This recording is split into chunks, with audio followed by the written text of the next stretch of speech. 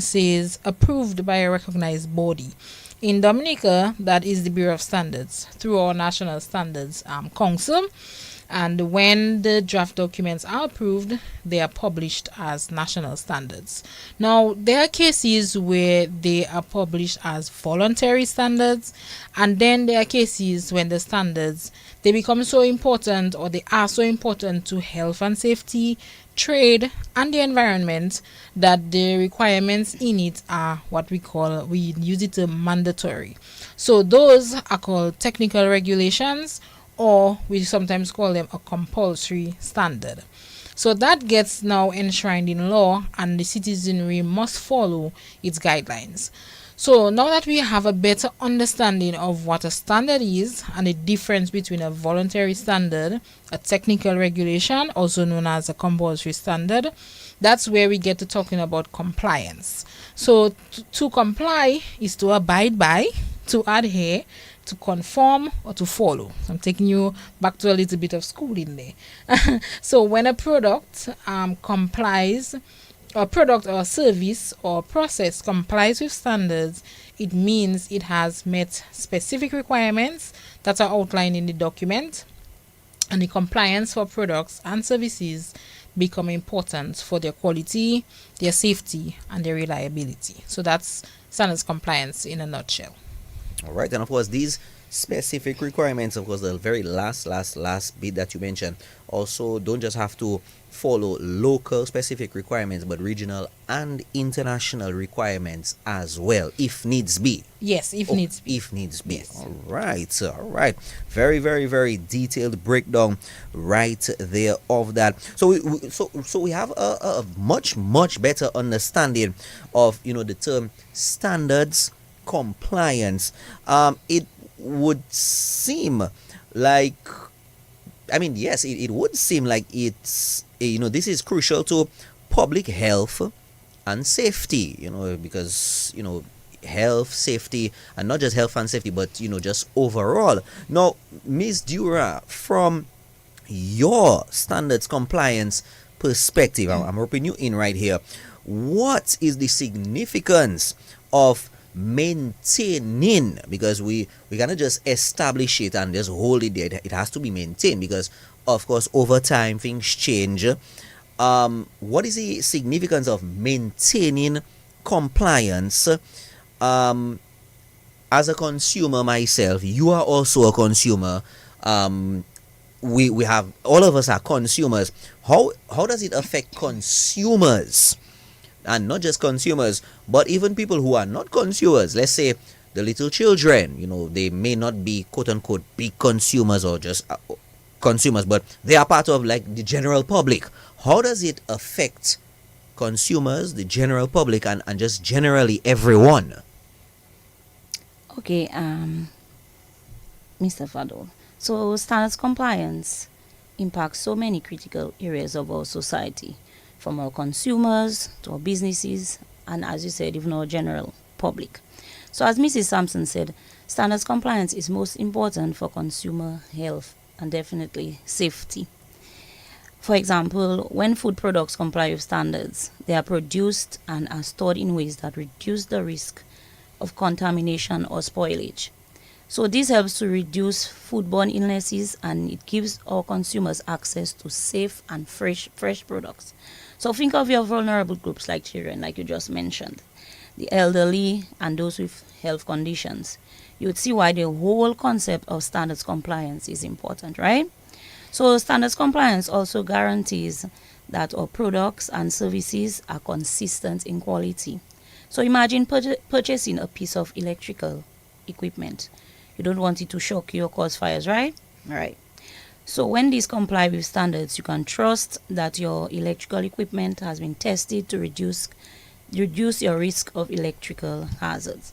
So this means that our consumers can rely on the products they buy to perform as expected. So which also improves satisfaction and trust in our brands. So another significance of compliance is fair trade and market practices. A lot of times you hear us talking about the labeling requirements. So the labeling standards, they ensure that consumers are protected from misleading information, that they are adequately informed about the product and they get what they are paying for. So, for example, date markings, meaning our expiration date, or best by, or use by, etc. They have to be included to let the consumer know how long the product is safe for consumption. So in this case, compliance here promotes fairness in the marketplace and it builds consumer confidence, right? So in terms of our businesses, standards compliance encourages competitiveness in the market. When a business product or service meets standards, especially international standards, they gain access to larger markets and reduce our barriers to trade. This is really important for small and our medium-sized enterprises that are looking to export. Even for protection of the environment and for public health, standards compliance is significant as many standards include provisions for sustainability and safe practices. So, for example, we have a compulsory national standard for the limit of lead contents in paints. So, paints that comply with the limits marked out in the standards are safe for use. All right. So you mentioned about labeling. You mentioned about labeling. Have our companies, our local producers, been at the level that we need them to, especially in terms of the labeling? Has the Bureau been satisfied with their level of labeling? Because we see a lot of local businesses emerging, with what may be good quality products, and of course, like you rightfully say, labeling needs to be on point because they can have a top international product. Have the companies who have come to the Bureau been following what needs to be of them so that they can be properly, they can have like the proper labeling and the proper and the correct compliances? Well, Fadul, we have seen that over the years they have come a long way. Nice. We can safely say that about 70-80% of our companies and our local manufacturers, they do comply. Good. We All have right. those, that certainly we can work with for them to do much better and improve and have proper labeling. But from what we have seen and, for our trainings, they have really come a long way. So yes, we can say that majority of them are complying. Their product labels Yes. are complying with our standards. All right. So hats off to, of course, our local producers, local manufacturers, of course, and of course, our local companies. Of course, if you are a local producer, a local manufacturer, a local company, and of course, tonight's program, you may be watching your product and saying, boy, I may not have, a few things that, our guests have been saying, I may not have that. Of course, we want you to give the Bureau a call and, of course, get more information on that for the improvement of your company. What we're going to do, we are going to take 60 seconds and we are going to come right back on Standards in the Spotlight right here on DBS.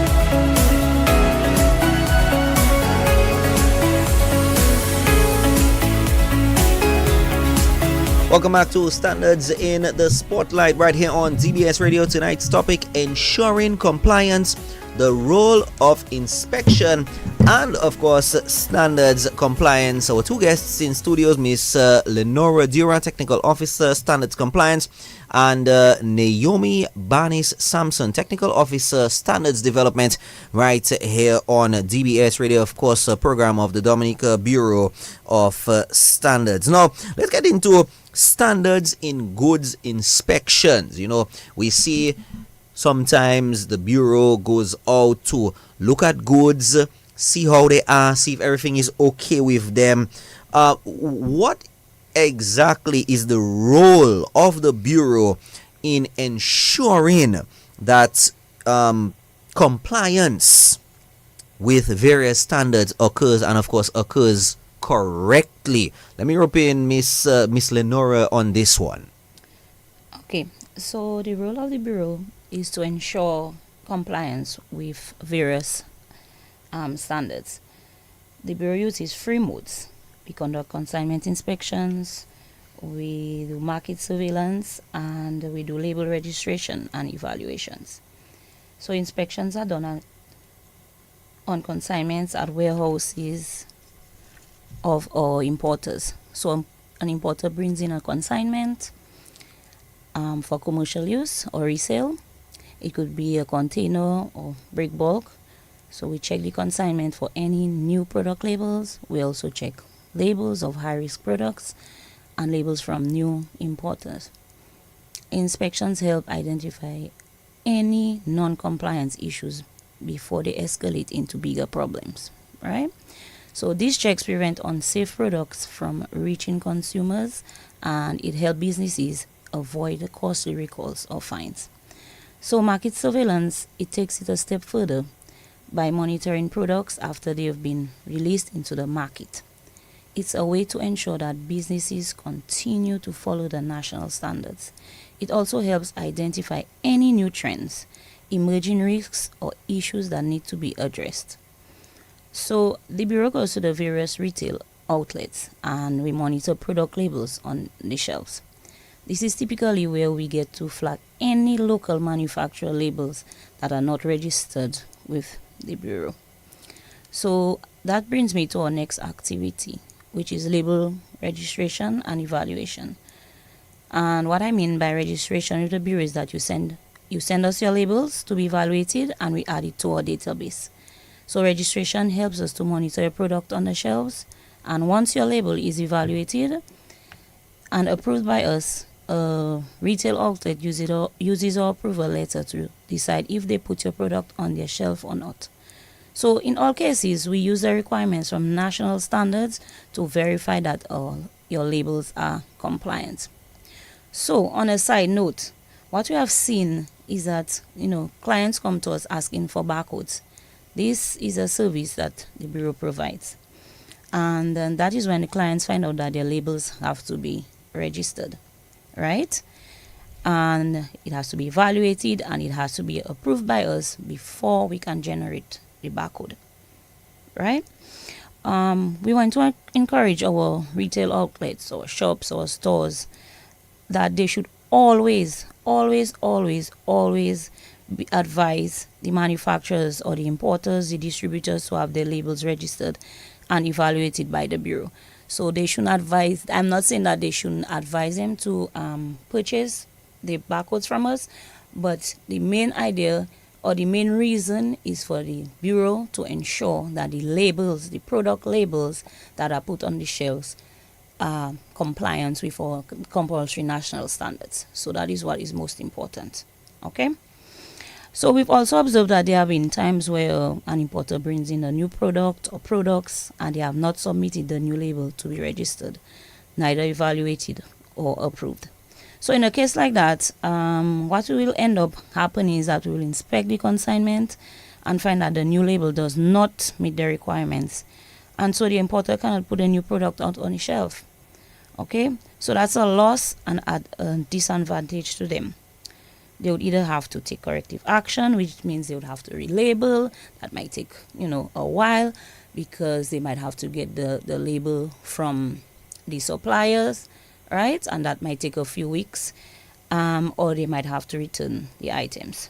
So that is another reason, or these are the reasons why it's important, very, very important, to get approval before importing your goods into the country.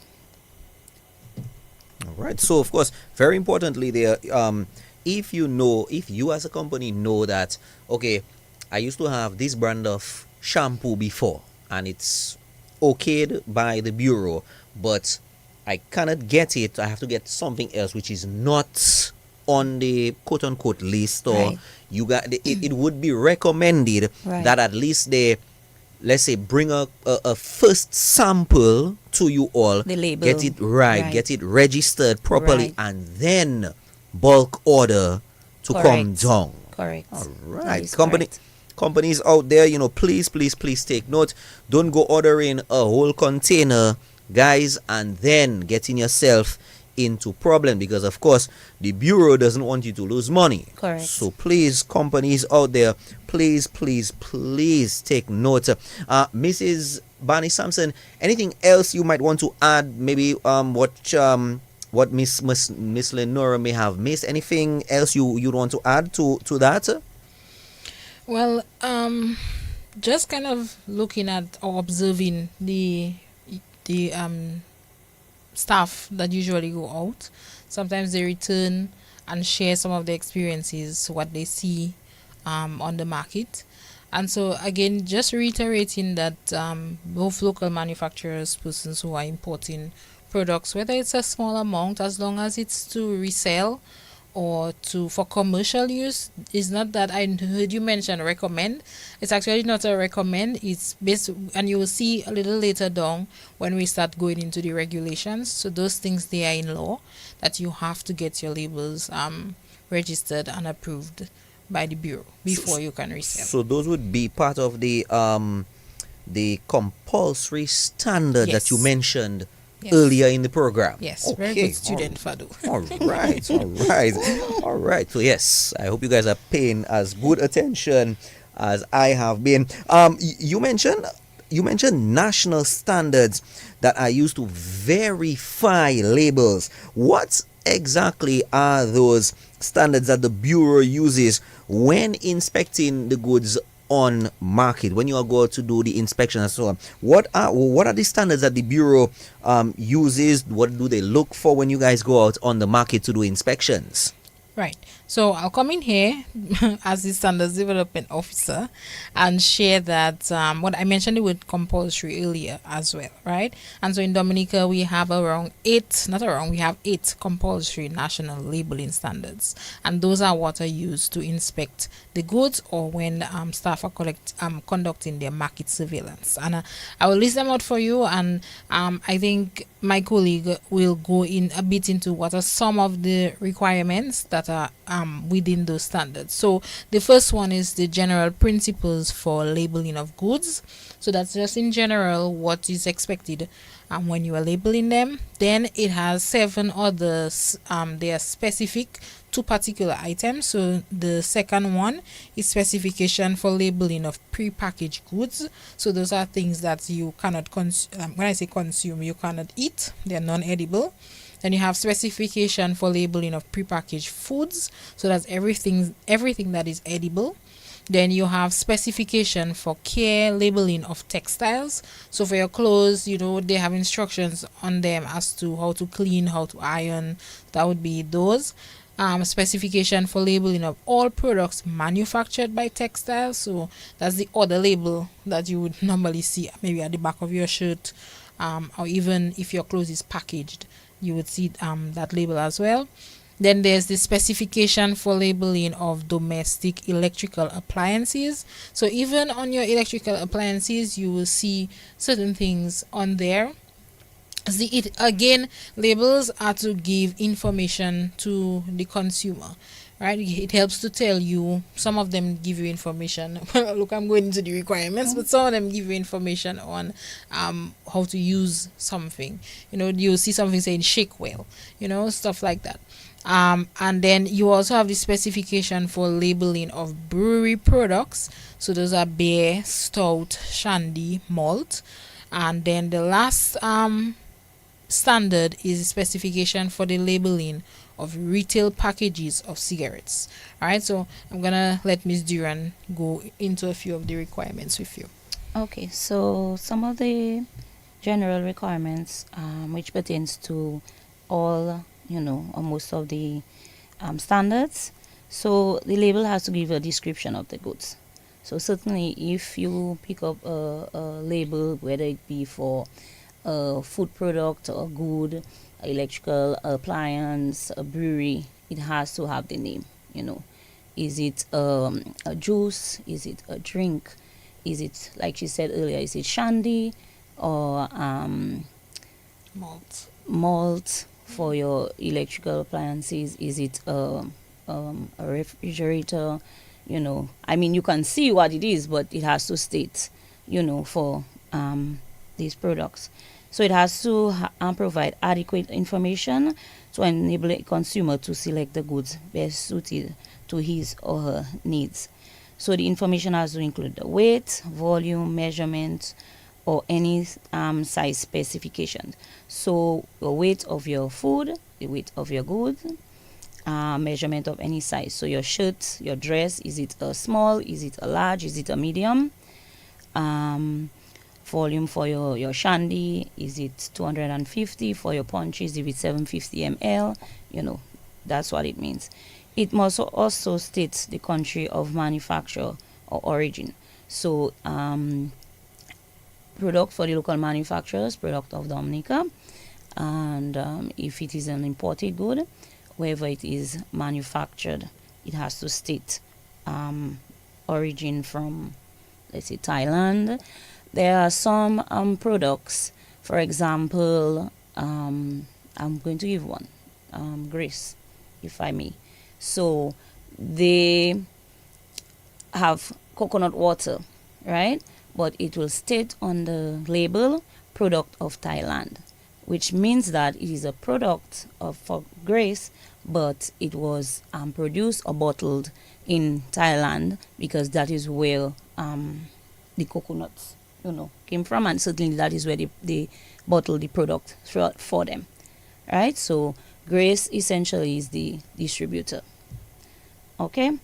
It also must give operating instructions and information on care, maintenance, and precautions for use as necessary in safety instructions as well. So for your refrigerators, your plugs, is it 110? Is it 220? For example, like if it states for external use, if you should keep away from children, those types of information. So overall, the information on the labels needs to be legible, and the label itself needs to be durable. So if as consumers, and like you said earlier, we are all consumers, we should be able to go to the supermarket and pick up any label and be able to read all information on the label. The primary, as Dominica, the primary language should be in English with any other language to follow, right? So if it's French or whatever the case may be, but the primary language should be English. Okay, so these are some of the more general or the most important requirements. All right. I just have a quick question.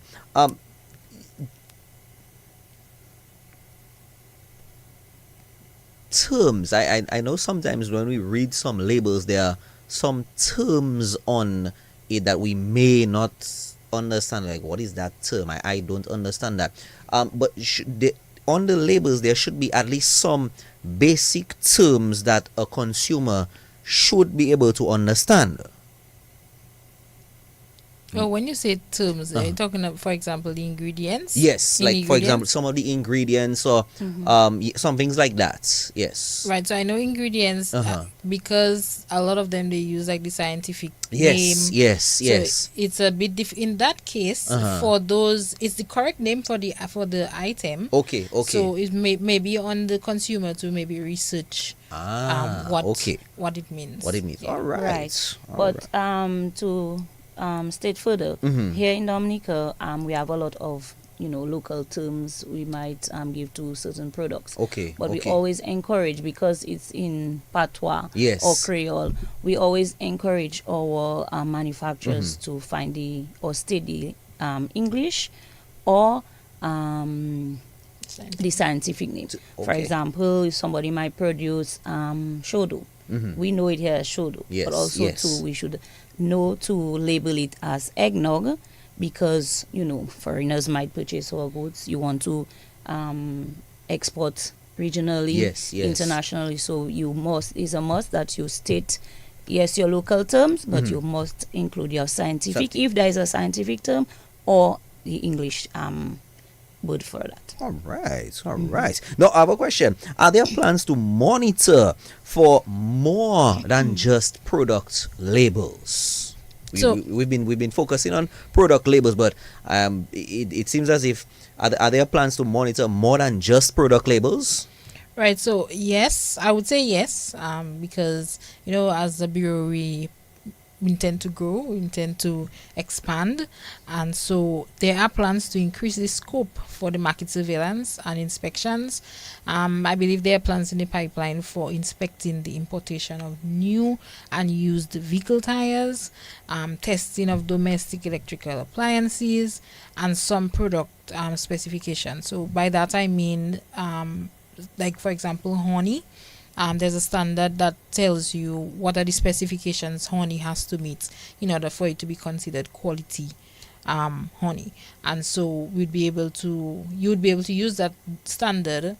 If you comply with the requirements in that standard, then your honey is considered, especially acceptable locally, but also internationally as well. And for some of these standards are currently being developed, and so we will see what the future will hold as it relates to these. But it is all in the spirit of improving the quality of goods and services in the Commonwealth of Dominica. All right, and of course, you out there, if of course, as we've been saying, if we've been saying something that you're watching your label right now, you're watching your product and you're saying, boy, I don't have that on my label, please come on down to the Bureau of Standards and of course get compliant with your labeling, your proper labeling. All right, before we move on to our next segment right here, we're going to take a quick breather and we'll be right back right after this. You are tuned in to Standards in the Spotlight right here on DBS Radio.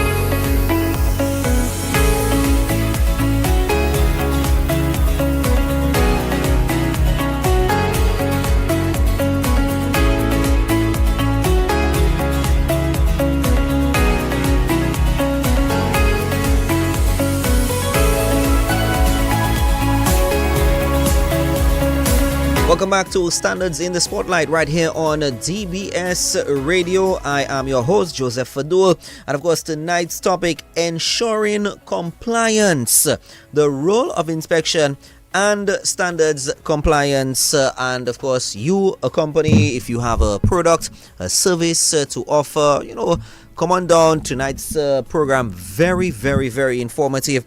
I personally have actually learned a bit, especially because of the labeling aspects. Okay, because of the labeling aspect. Now, I don't want to put, I'm not going to say where. I'm not going to say where. I'm not going to say what products.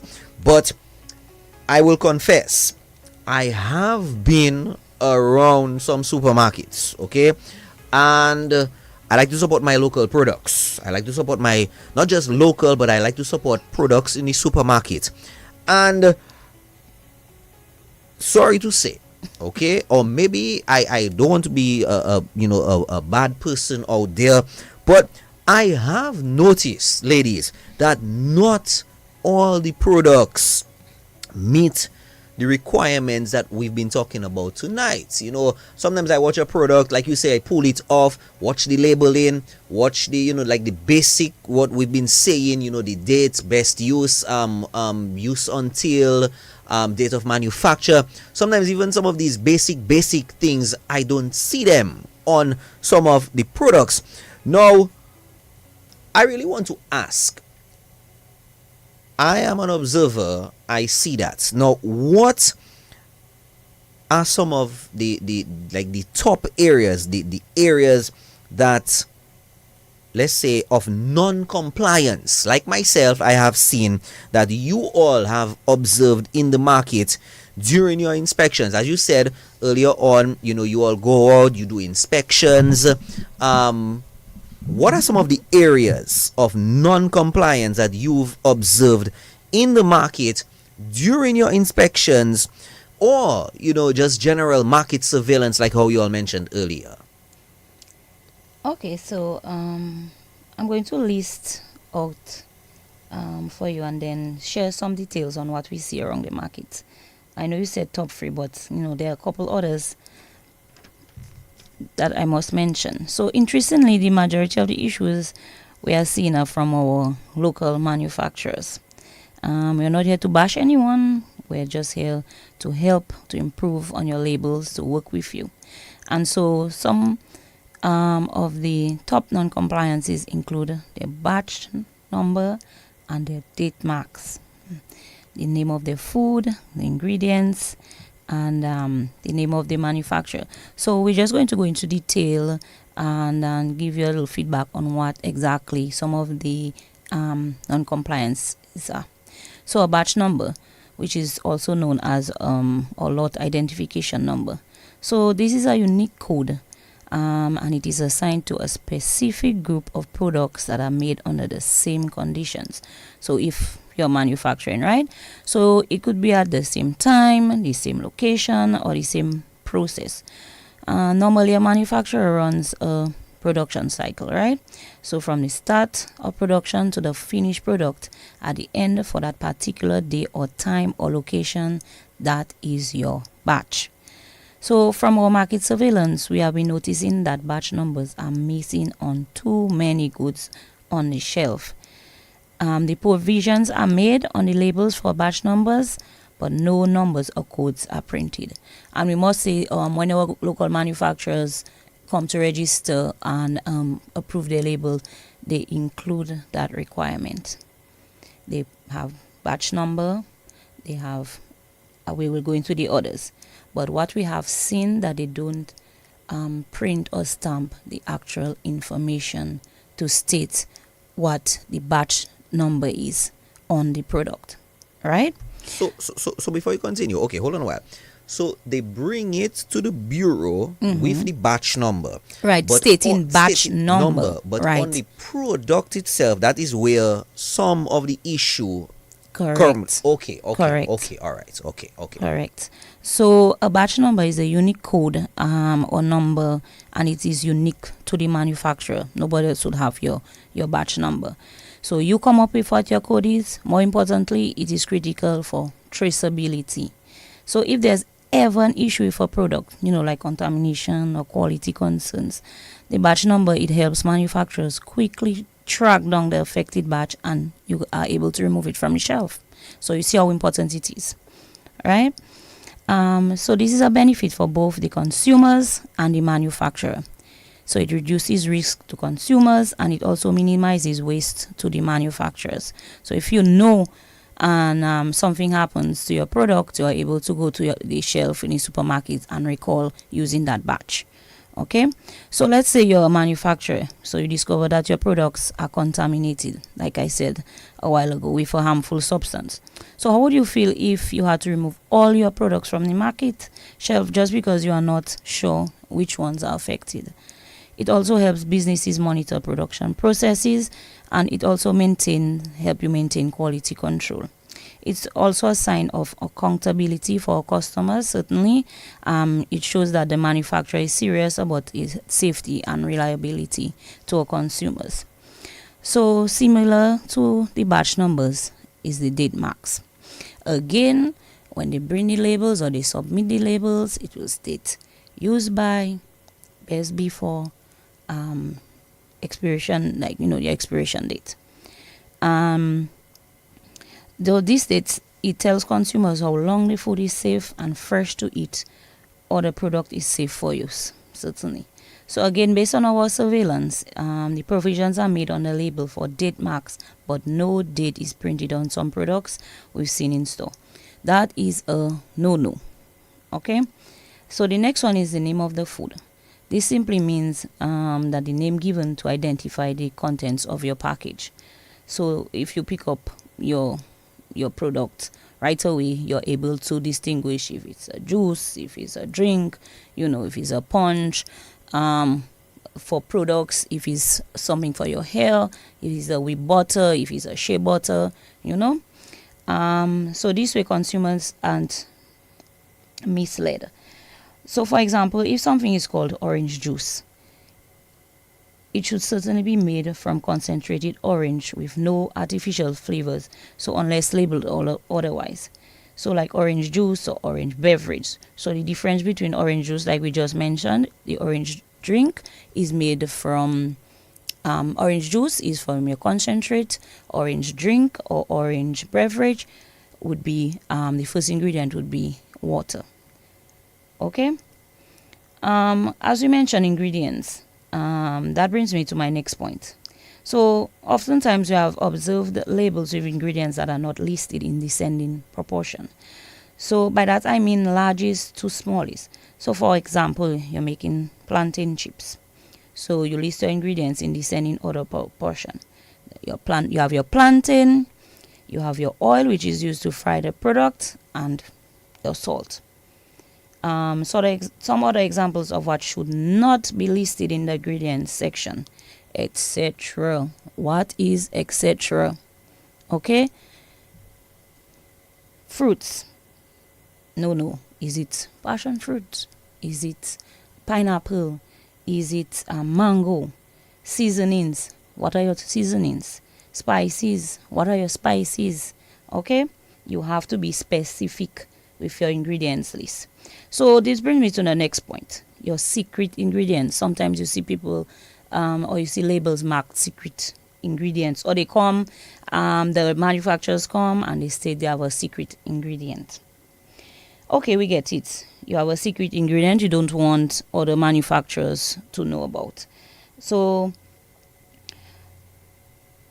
some persons may feel that they do not want to disclose the specific ingredient that is unique to their product. However, this poses a risk to consumers. Obviously, your secret ingredient could be something someone may be allergic to. And besides, your secret recipe is safe because you alone know what percentage of whatever you put in your product, right? So because you are not stating in what proportion or in what order you are using it, but you have to be mindful of not misleading your consumers. So we look for the name and contact details of the manufacturer, our distributor or importer on every label we inspect. This information provides accountability and traceability. So if there's ever an issue with a product, we, and more importantly, the consumers, we are all consumers, know where to start to get it resolved. It's also a benefit to the manufacturer, almost like a marketing strategy. I know if you manufacture something, Joseph, I'm able to go to you because I have your contact information, your manufacturer name, right?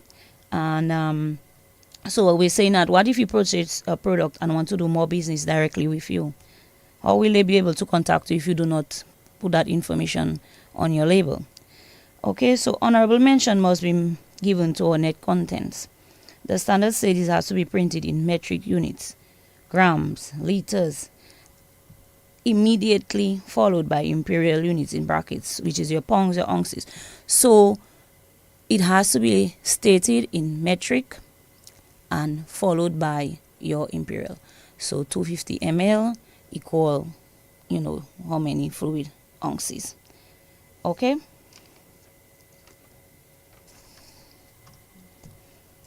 I know that sometimes manufacturers they kind of struggle a little bit with non-compliance. Again, we're not bashing down our local manufacturers, nothing like that. But what advice, what tips can you share for those kind of struggling with non-compliance, especially some of our local manufacturers? So the tips or advice that I'm about to share relate specifically to compliance with the current compulsory national labeling standards that we spoke about earlier. The advice is also mainly for local manufacturers, but local importers can pick out what applies to them. I'm also going to try to be as practical as possible given the current challenges of many local manufacturers. So, number one, do your research before you start manufacturing. Before you start producing any goods, you need to understand the specific standards and requirements that apply to your particular product. Whether it is a food, cosmetic, or electrical item, each of these, they have their own set of requirements. So you can reach out to the Bureau early on and you can get detailed information on the standards that apply to your specific product. It could be the labeling standards that apply to them. It could be the tests you need to conduct during the product development and or the good manufacturing practices needed for operations. It's also not just about the standards and the requirements. So we want to encourage persons to take the time to know your product, know whether it will be viable on the market. Is it solving a problem? Is it benefiting someone? Can you see yourself making a profit in the long run? Sometimes we get so excited because a friend or a family member may say, "Boy, I love your peanut punch," but there are a million other varieties of the same peanut punch on the market. So how do you intend to make your product unique? Considering these things will also help you to save money, time, and other resources in the long run. Another thing that we have observed is that persons come to us to have their labels evaluated, and we discover their brand names are the same as another business or individual. So in that regard, we want to strongly advise persons to register their companies or their businesses or their business names with the Companies and Intellectual Property Office before you decide to design your labels or get your product to the market, because then again you would have to go back and do stuff. The second piece of advice is to invest in proper labeling. So we've said from our discussion earlier that majority of the compliance issues as a result of improper labeling. So take the time to ensure your labels include all the required information. We mentioned some of the requirements with so-called ingredients, date marks, net contents, manufacturer's details, and the others. So your best bet is really to get your own copy of the standard. It's available at the Bureau for sale. You can get all the details in it. And we also mentioned that it's not just about meeting the regulatory requirements as a check mark, but using the compliance to build consumer trust. The third piece of advice, look for assistance. You can get it from the Bureau or even training. The Bureau has a wealth of knowledge, and feel free to reach out to us if you are struggling with compliance to the labeling standards, or if you are new to the manufacturing landscape, we can guide you accordingly. We also offer training at a cost on some of these areas and more. Outside of the standards compliance, the Bureau houses the National Center of Testing Excellence, which has a chemistry and microbiology lab. So at the lab, they do a range of tests, including shelf life, moisture content, alcoholic content, presence of microorganisms, nutritional panel, air quality, soil testing, and a whole range of others. So again, it's just a matter of reaching out to figure out where you might need anything. An important equipment used in manufacturing are measuring devices. So your weighing devices, in particular your scales. We also verify those scales to ensure fair trade. So to ensure that they give accurate measurements, that is a pound for a pound or kilogram for a kilogram, so we can verify those for you. And the last piece of advice, just piggybacking on Miss Durand mentioning earlier, and you Fadu recognizing that the provisions are made for the date marks and the batch number, but they are not printed. Or we've also seen cases where they are written in pen or in marker, and what that may cause, it might rub off or it's not legible. Everybody have a different handwriting, and some does not. I could see a 9 and think it's a A, something like that. And so there are little small pieces of equipment that can help you with that. A stamp is a simple one, one that has some sort of indelible ink. You also have what we call a thermal date coder, so it prints the thing for you. There are some sealing machines that have they come with the date printing in the machine, so you can investigate, seek help on that, asking for or looking for machines that could assist you with that, instead of writing it or just with a pen or a marker. You're doing business, you have to invest in your business too. Yes, no, I totally agree with you, and especially like you said, having your products, especially writing, well, not writing it, but having the labeling legible. Yes. Because remember, you're not the only one who's going to be reading it. Right. Many other people reading it as well. Foreigners as well coming down. We're quickly winding down, but I wrote down a particular word that when we were talking about some of the areas of non-compliance, and Miss Lenora mentioned, and I wrote down while she was speaking, I wrote down the word penalties / fines. Now, obviously it's very clear that non-compliance can have serious implications, very serious implications. Could you explain some of the potential consequences that manufacturers, be it local manufacturers and even importers, may face if they don't need some or the requirements of the standards that we've been talking about? Okay. We have covered quite a bit of the negative impact of not complying to standards earlier in our discussions.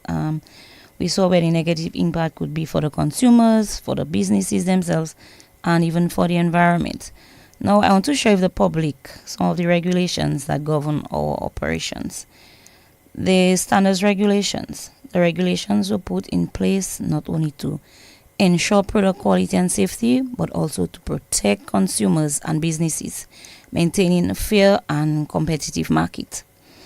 I want to share with you a few sections of the regulations so the public will see exactly what the law says as it relates to non-compliance with the compulsory national standards. So under the statutory rules and orders, SRO number 7 of 2020 laid out the standards regulations. So the consequences for non-compliance are clearly laid out to ensure the integrity of our products on the market.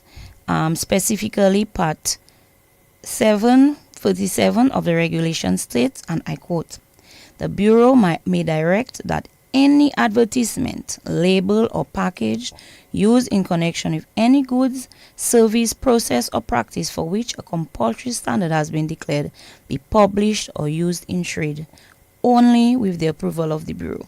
End quote. So it continues in Part 739, and I quote, "A person who advertises, labels, or packages goods, service, process, or practice contrary to any direction of the Bureau or without obtaining the approval of the Bureau where approval is required is guilty of an offense and liable on summary conviction to a fine of $1,000 and to imprisonment for 6 months." End quote. So while the regulations clearly state the consequences as per the law, we are not here to penalize anyone. So we believe it's first and foremost our job to work with the importers and local manufacturers, by supporting and guiding them to meet these requirements of these compulsory national standards. So the Bureau wants to help you understand and comply with their requirements. It's about protecting all of us, the public, the consumers, and the businesses.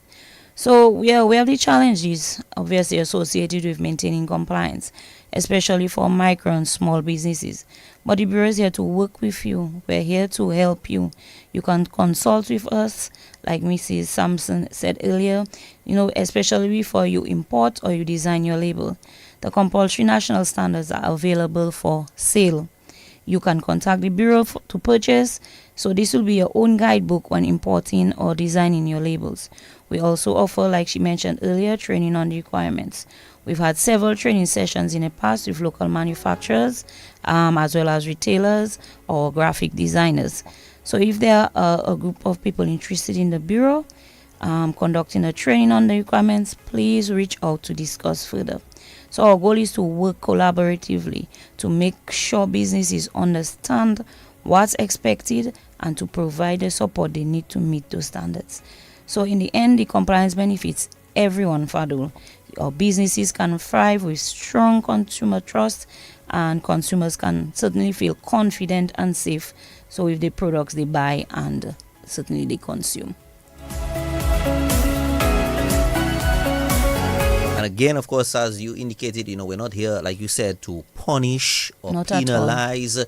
We don't want anybody paying the $1,000. You can use that $1,000 to reinvest in your company, and we don't want anybody taking jail time. All right. It As a is matter one of thing, fact, yeah. if I can say one thing, if we, when we conduct consignment inspection or market surveillance, Yes. if we find your product labels that they do not meet the requirements, you are given a certain time, right, to take corrective action. So we give a first 21 working days, then there is another period of 14 days, after which if you inform us that we still are not able. Yes. So yes. you would not put the product on the shelf, but we would give you that chance or that opportunity to take the corrective action. Okay? Right. And if after, of course, the first 21 and then the second 14, then action may be taken. May be taken. Correct. All right. Ladies, thank you very much for sharing your valuable insight on the importance of compliance with national standards. Of course, it is clear that standards compliance benefits not just individuals, businesses, but also protects consumers like you and me and everyone, and of course does contribute to a safer marketplace. For our listeners, if you want to learn more about the standards and compliance requirements, please reach out to the Bureau of Standards. Ladies, I say good night to you before I take my final wrap up. Miss Lenora Durand, good evening to you. Thank you very much. Thank you. And Mrs. Naomi Bannis-Sampson, Technical Officer, Standards Development, and of course Lenora Bannis, Technical Officer, Standards Compliance. Mrs. Bannis-Sampson, thank you very much. Oh, yes. Okay. Yes. You're welcome. All right. That's it for Standards in the Spotlights. We will be on 2 Mondays from now. And of course, you can visit the website of the Dominica Bureau of Standards, www.dominicastandards.org for more information. You can also follow the Dominica Bureau of Standards on Facebook and Instagram at Dominica Bureau. You can also call the main office at 235-1592, or you can send an email as follows: info@dominicastandards.org. Until next time, I am Joseph Fadul signing off on this very informative and educational episode of Standards in the Spotlight. Thank you for tuning in, and remember, quality and safety begins with standard compliance. Stay tuned. The next program comes up next right here on TBS Radio.